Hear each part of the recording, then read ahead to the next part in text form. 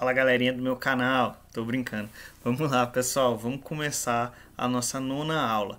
A aula que a gente vai falar sobre a extinção dos contratos.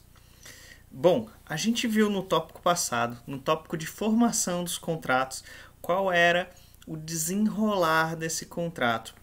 Como que o contrato nascia, como que o contrato se desenvolvia e como que o contrato ele crescia ao ponto de considerarmos uma relação sólida, um negócio jurídico formado, uma relação contratual consolidada, mas como tudo, uma hora ou outra morre. E é justamente o que a gente vai verificar agora. Na aula de hoje a gente vai iniciar o estudo da extinção dos contratos. Vamos lá? Bom, inicialmente eu quero trazer para vocês o conceito de Maria Helena Diniz. Maria Helena Diniz, ela diz que o contrato, como qualquer negócio jurídico, possui um ciclo de existência. Nasce do mútuo consentimento, sofre as vicissitudes de sua carreira jurídica e termina normalmente com o cumprimento das prestações. Nesse contexto, a execução ou cumprimento do contrato é o modo normal de existência de uma relação contratual. E é justamente isso, pessoal. Maria Helena Diniz, ela diz que o contrato ele nasce, ele se desenvolve e ele morre. E o modo perfeito dele morrer é com o cumprimento total das obrigações que foram impostas nessa relação contratual. Imaginemos uma relação contratual em que há fixações de prestação e contraprestação. O mundo perfeito é quando é feito essa prestação e dado a contraprestação. É o que a gente espera de uma relação contratual. Quando se forma uma relação contratual, a gente espera que ela seja cumprida. E é exatamente isso que Maria Helena Diniz diz. Todavia, cabe a gente salientar que não é bem assim com todas as relações contratuais. Em muitos momentos, a gente verifica que o cumprimento dessas prestações e dessa contraprestação, ela não se dá de forma perfeita, de forma que impacte no cumprimento dessa obrigação imposta, de forma que a sua extinção, ela vai dar por uma causa superveniente, por uma causa que às vezes é dada até mesmo antes dessa relação contratual, e isso impacte ao ponto de você não conseguir fazer o cumprimento da obrigação que lhe foi imposta. E o devedor, ele executa a prestação, enquanto o credor, ele deve, em via de regra, atestar o seu cumprimento. O documento formal, tenho certeza que todo mundo já tem esse conceito na cabeça, mas é bom a gente trazer aqui e a gente discutir alguns pontos relacionados a essa questão. Sempre o devedor ele vai ter que realizar a prestação que foi prevista no contrato, o objeto do contrato. E caberá ao credor verificar se essa prestação dessa execução ela foi dada de forma perfeita. E sendo de forma perfeita, que é o que a gente sempre idealiza, cabe ao credor fornecer um meio de quitação. E esse meio de quitação é consubstanciado através do recibo. A forma correta e adequada para se dar essa quitação, para demonstrar que houve a satisfação obrigacional, para demonstrar que o objeto do contrato ele foi devidamente cumprido, é o recibo. O recibo é o modo correto e o modo esperado com que o credor ateste, ele demonstre que houve a satisfação do que foi prometido no contrato. Certo?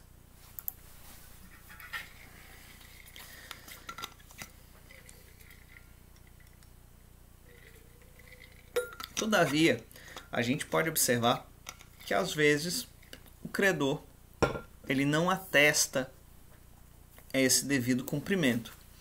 Às vezes, a quitação ela não é entregue para o devedor. Ou seja, o devedor ele não tem como demonstrar que ele cumpriu ou que ele vinha cumprindo com a obrigação de acordo com a previsão contratual.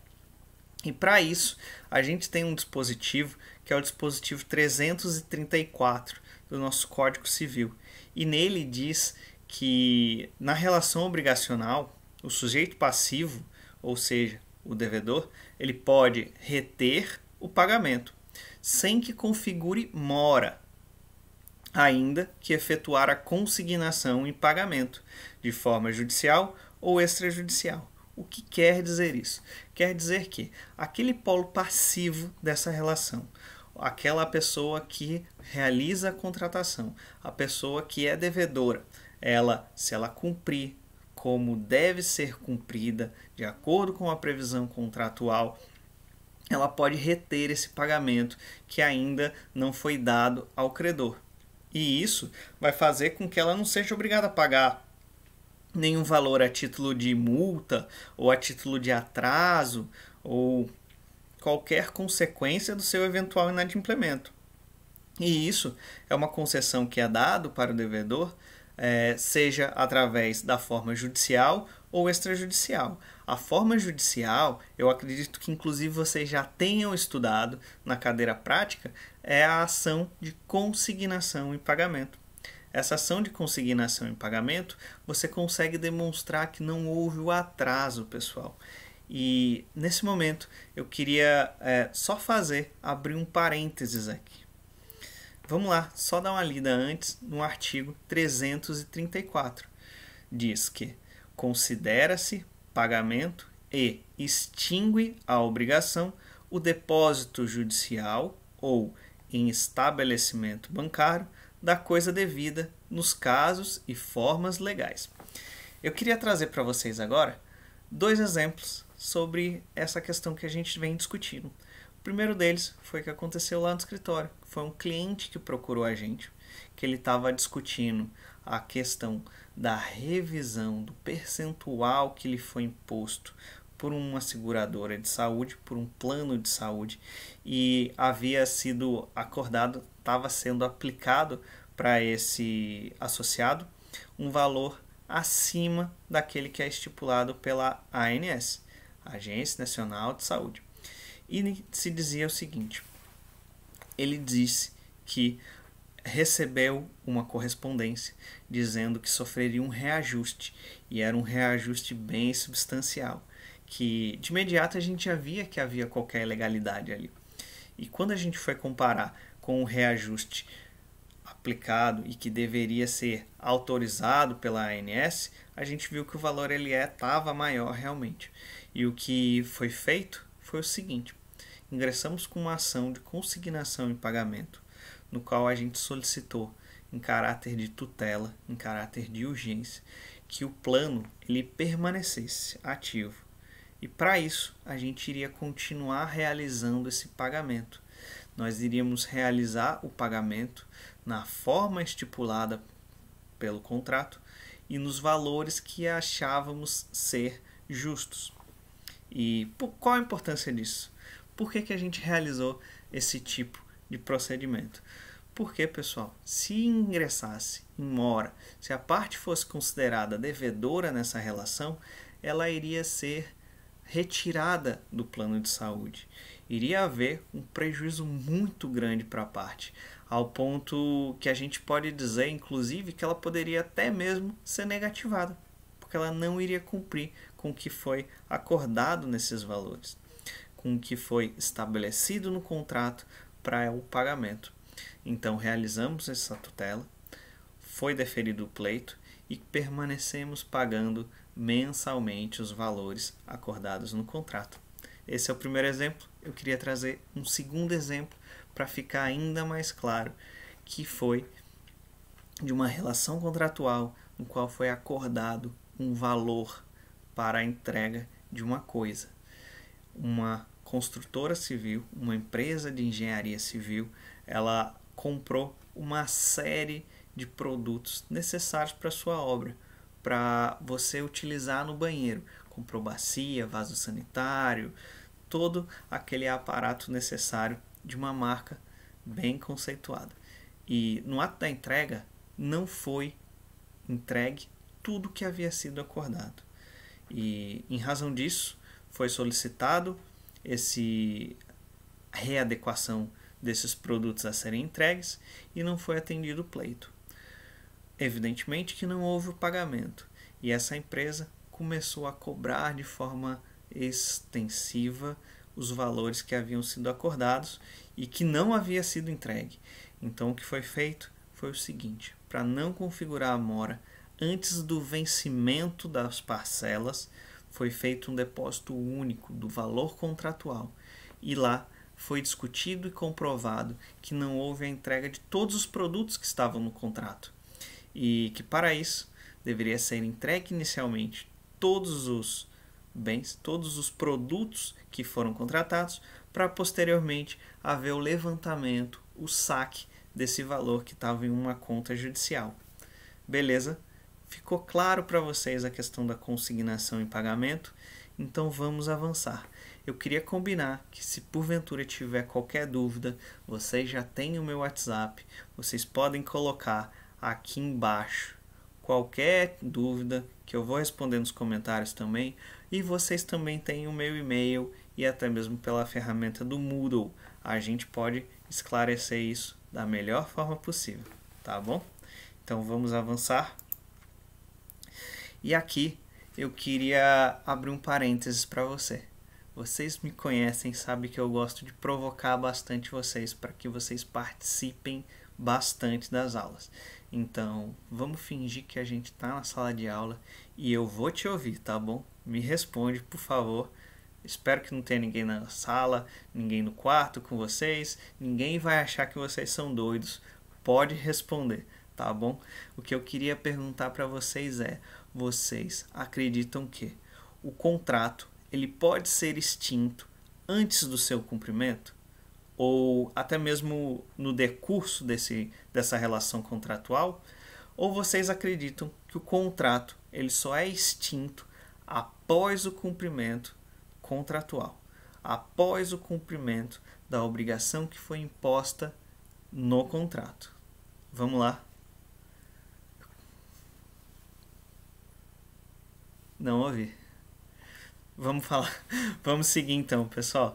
Bom, o que eu posso discutir com vocês aqui é que sim, pode haver sim a extinção dessa relação contratual antes do seu cumprimento, ou até mesmo no decurso do seu cumprimento. E o que a gente tem como base é que isso não é o ideal. O ideal é que as relações contratuais elas sejam iniciadas, elas sejam desenvolvidas e cumpridas. Mas se porventura não for feita, não for realizado o seu cumprimento, aí sim a gente tem que acionar as ferramentas do direito contratual, que é o que a gente vem utilizando, é o que a gente vem estudando. A gente busca que seja feito essa força compulsória para essa relação contratual, certo? Então, partimos dessa base.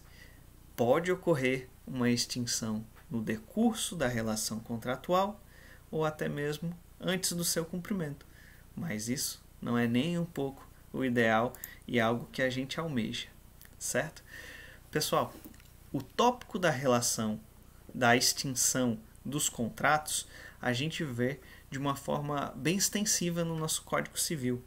E eu queria que vocês pausassem o vídeo agora, caso vocês não estejam com o Vade-Mecum. E fica aqui a advertência, pessoal, tem que estudar com o Vade-Mecum, tá bom? Então vá lá, pegue o Vade-Mecum e depois você dá o play novamente. Ou, se você já está com o Vade-Mecum, vamos abri-lo nos artigos 472 a 480. A gente pode verificar que há diversas normas impositivas a respeito da extinção dos contratos. E esse regulamento ele é muito interessante, a forma com que há essa estipulação no nosso Código Civil. Neles, a gente pode ver que há formas de extinção para causas anteriores ou contemporâneas para o nascimento do contrato, como é o caso de nulidade e anulabilidade contratual. Ou até mesmo a gente tem algumas causas de extinção dos contratos que é superveniente a sua formação, que ocorre depois. E como exemplo, eu trago para vocês a resolução e a resilição. E, eventualmente, o contrato ele pode ser extinto em casos específicos, como de morte de um dos contratantes, que é algo que eu tenho certeza que ninguém deseja que aconteça. Mas, por acaso acontecer, esse contrato é tido como extinto. Todas essas causas de extinção a gente vai passar a estudar, vai ser objeto do nosso estudo na aula de hoje e na próxima aula também. A gente vai conseguir estudar todas essas formas de extinção, seja ela anterior, durante ou até mesmo posterior à sua formação, certo? A partir dos ensinamentos da doutrina, a gente consegue ter uma interpretação sistemática do Código Civil atual e também da legislação especial. É possível determinar que essas formas básicas de extinção dos contratos, elas se dividem em 4 formas. A primeira delas é a extinção normal do contrato, que, como a gente já vem discutindo, é a forma que a gente almeja, é a forma que a gente idealiza. Seria perfeito a nossa sociedade se todos os contratos se extinguissem de sua forma normal, mas às vezes não é. E para isso, a gente tem também a extinção por fatos anteriores à sua celebração. Temos também extinção por fatos posteriores à sua celebração. E até mesmo a última forma básica, que é a extinção por morte de uma das partes dos contratos. Se uma das partes dos contratos ela vir a falecer, isso também é considerado como uma forma de extinção, certo? Vamos então estudar pontualmente cada uma dessas 4 formas. Vamos iniciar o nosso estudo pela forma perfeita de extinção normal dos contratos, que é a forma normal de extinção dos contratos. E eu trago um conceito inicialmente para vocês de Rodolfo Pamplona, que diz o seguinte: sobre a denominação extinção natural do contrato, reunimos todas as situações fáticas em que a relação contratual se dissolve pela verificação de uma circunstância prevista pelas partes e tida como razoavelmente esperada. Então, Rodolfo Pamplona, ele diz que a extinção normal, a extinção básica, é aquela que a gente deseja, é aquela que a gente espera. Assim como Flávio Tartucci. Vamos dar uma olhada nesse importante doutrinador civilista também. É a forma básica. O contrato pode ser extinto de forma normal, pelo cumprimento da obrigação. Também haverá uma extinção normal, fim do prazo previsto no negócio, ou seja, o seu termo final, desde que todas as obrigações pactuadas sejam cumpridas. Extinto o contrato, não há de se falar em obrigação deles decorrente em regra. O que Flávio Tartucci nos diz é que essa extinção do contrato, que é algo importante, que é algo bom, pode ser dado também através do seu prazo, quando houver o acontecimento temporal, quando haver essa extinção em razão do termo final estabelecido nesse contrato. Mas ele faz inclusive uma ressalva. A ressalva é que pode ocorrer sim a extinção por base no tempo, nessa estipulação temporal contida no contrato. Todavia, deve ser observada se todas as obrigações que lá foram estipuladas, se elas foram cumpridas. E se forem cumpridas, aconteceu algo perfeito, algo idealizável entre as partes que estão nesta relação contratual.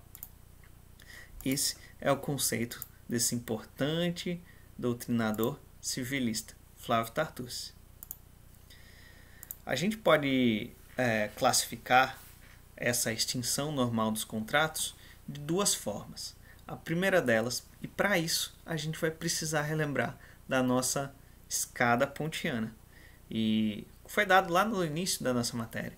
E se por acaso você ainda não sabe da escada pontiana, volte algumas casas e vai estudar. Aproveite a quarentena, que a gente não pode sair de casa, que a gente deve ficar em casa, e estude essas matérias iniciais. vai lá na escada pontiana, porque pela escada pontiana a gente consegue ter diversos apontamentos, diversos pontos razoáveis para a nossa cadeira. Então, se classifica de duas formas. A primeira delas é o cumprimento do contrato. É quando se verifica que houve uma exaustão do contrato, houve uma exaustão, um cometimento de todas as cláusulas que foram previstas nesse contrato. Então, diante disso, não há que se falar em obrigação pendente. E o segundo ponto é a respeito da verificação de fator eficacial. Vamos estudar agora cada um desses subdivisão do tópico importante de extinção normal dos contratos. Vamos lá. O cumprimento do contrato ou a exaustão do contrato, essa máxima, aparentemente tão óbvia, deve ser explicitada para registrar a forma esperada da extinção do contrato, que é quando se realiza o seu conteúdo, é quando se alcança o objeto do contrato, é quando todas as obrigações nelas previstas, tanto a obrigação de prestação quanto a obrigação de contraprestação, foi atingida. É quando a gente tem a ocorrência perfeita desse contrato. Realizada a prestação na forma como pactuada, extingue-se com efeito ex nunc a relação contratual havida entre as partes. Com efeito, cumprida a prestação, muitas vezes já se encontra exaurido o objeto do contrato. Ou seja, se for pactuado e se for cumprido todos os pactos neste contrato previsto, a gente tem um efeito de extinção ex nunc, ou seja, do contrato para frente. E para isso não pode haver uma discussão passada. O que se vai haver de discussão, o que vai haver uma propagação desses efeitos de extinção é futuro, é dali para frente, certo? Já a respeito da verificação de fator eficacial, para isso a gente precisa ter em mente aqueles pontos da eficácia do contrato, que a gente já tratou quando a gente estudou a escada pontiana. E eu espero que você tenha esse conhecimento e faço novamente a ressalva, caso você não tenha, busque esse conhecimento nas aulas passadas. Como em todo negócio jurídico, as partes celebrantes de um contrato podem estabelecer elementos limitadores da sua duração, concebendo previamente, portanto, a sua extinção. Isso porque o cumprimento do contrato em tais situações está intimamente ligado a este fator eficacial, relacionado ao decurso do tempo ou ocorrência de um evento futuro e incerto. Para isso, a gente precisa lembrar daquelas questões de termo, condição, encargo. Vamos estudar isso e vamos relembrar. Procure aí na sua anotação qual é a diferença do termo, do encargo e também da condição.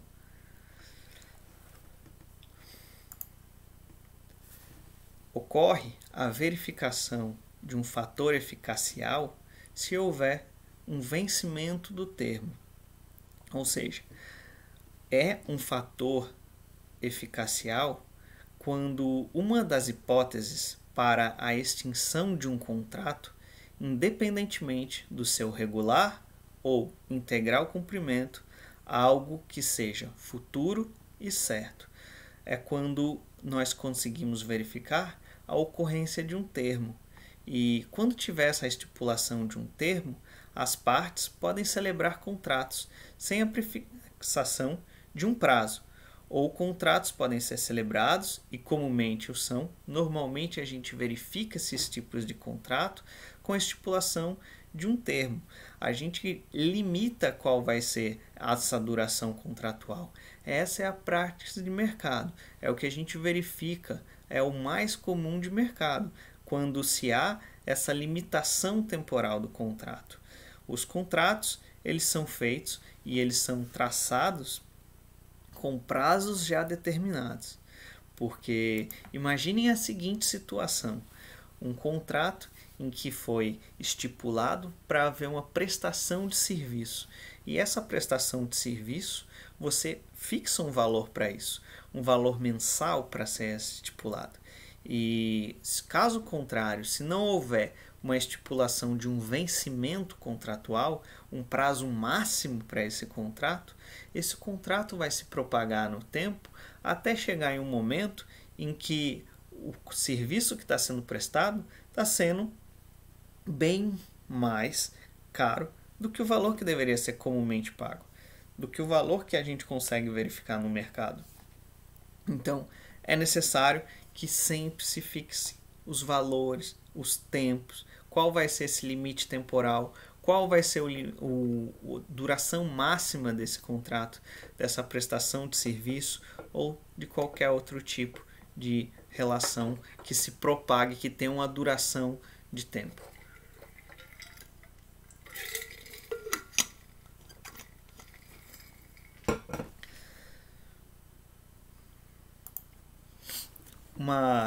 Outro ponto de verificação de fator eficacial é quando há uma frustração de uma condição suspensiva. E para isso, pedi para vocês verificarem a questão do termo, agora a de condição. Quando se estabelece a entregar um determinado bem mediante a ocorrência de um evento interno que só produzirá efeito com o seu cometimento, o contrato, embora exista e seja válido, ele não produz efeito estando suspensa a sua execução. Essa execução só vai ocorrer quando houver o cometimento desta condição que foi estipulada. E, todavia, se esse evento incerto deixar de existir, não há que se imaginar que essas partes venham a pleitear esse contrato, esse objeto que foi estabelecido. O que é isso? Se houver uma estipulação de que o contrato ele só vai passar a valer se ocorrer determinada situação, se ocorrer determinado evento, ainda mais se ele for incerto e futuro, você tem esse contrato, ele está existente, ele é válido, todavia ele não produz esse efeito desejado até que se ocorra esse evento. Então, se houver uma eventual frustração dessa causa, dessa cláusula que foi estabelecido, ou seja, se este evento, que é futuro e incerto, ele não ocorrer, a gente pode dizer que houve uma extinção do contrato. E essa extinção do contrato foi em decorrente de uma impossibilidade jurídica de sua execução. Essa extinção só ocorreu porque a cláusula que estipulava ao cometimento de evento futuro não foi atingida. E se não foi atingida, esse contrato não tem como ser produzido esses efeitos. Por mais que exista um contrato, ele bonitinho, no papel, tudo correto, mas se há essa previsão de que só irá ser válido se houver esse acometimento dessa cláusula e essa cláusula não for atingida, esse contrato ele vai ser fadado ao fracasso, vai ser fadado à sua extinção. Pessoal, era isso que eu tinha para a aula de hoje. Eu agradeço a todos por terem acompanhado esse vídeo até o final. Logo eu vou passar também a aula 10, a aula que a gente vai continuar o estudo dessa questão da extinção dos contratos. E na próxima aula também eu vou aplicar no Moodle, aqui no YouTube e também pelo WhatsApp. Eu espero que todos tenham alcance a essas aulas. Faço a ressalva também. Cuidado, prestem atenção no Moodle, que a gente vai ter também algumas tarefas a serem realizadas, tá bom? Entrem no Moodle, eu conto com todos lá e, no caso de dúvida, repito, me acionem, seja através dos comentários aqui no YouTube, seja através do Moodle, seja através de e-mail ou através do WhatsApp. Me coloco à disposição, estou perto de vocês e vamos continuar em casa até que se passa esses efeitos do Covid, tá bom? Um abraço e até a próxima.